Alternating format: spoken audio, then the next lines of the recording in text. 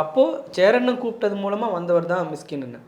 அவருக்கும் இந்த படம் ரொம்ப பிடிச்சிட்டு பயங்கரமாக அதுக்காக அவர் சில நேரம் மேடைகளில் ரொம்ப எமோஷனலாக பேசுகிறதா சொல்லுவாங்க. அவர் நான் இப்படி பண்ணுவேன் ப்ரொமோஷன், இந்த படம் ரொம்ப நல்ல படம், அப்படி ப்ரொமோஷன் பண்ணுவேன்னு உணர்ச்சி வசப்பட்டு பேசுகிற மாதிரி கூட ஒரு சில நண்பர்கள் சொல்லுவாங்க. அவர் ரியலாகவே அந்த மாதிரி தான். அவர் ரொம்ப முக்கியமான பெரிய ஆர்டிஸ்டோட ஒரு படத்தில் ஷூட்டிங்கில் இருக்கார்.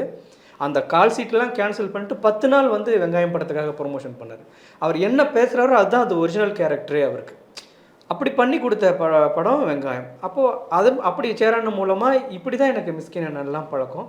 இப்போ போய் இந்த டீசருக்கும் வந்து நான் இதுதான் சொன்னேன். இதை தான் நான் இந்த கண்டென்ட்டாக வச்சுருக்கேங்கன்னா, உங்கள் வாய்ஸில் இருந்தால் நான் அவங்கள பார்க்குற பார்வை ஒன்று இருக்குல்ல, நீ யாருனே தெரியாத ஒரு பையன் வந்து ஒரு படம் எடுத்திருக்கான்.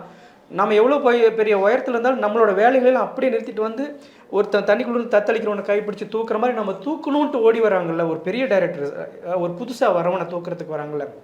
அப்போது ஒரு குருவி மாதிரி, தாய் குருவி மாதிரி தான் நம்ம பார்க்குறோம். எனக்கு மிஸ்கின் அண்ணன் ஞாபகம் வந்தார். அவர் பேசினா நல்லா இருக்குமே. அவர்கிட்ட போய் நம்ம சொன்ன உடனே அவர் அதை பேசி கொடுத்தாரு. அது பெரிய ரீச் ஆகிறதுக்கு அவரோட வாய்ஸும் ஒரு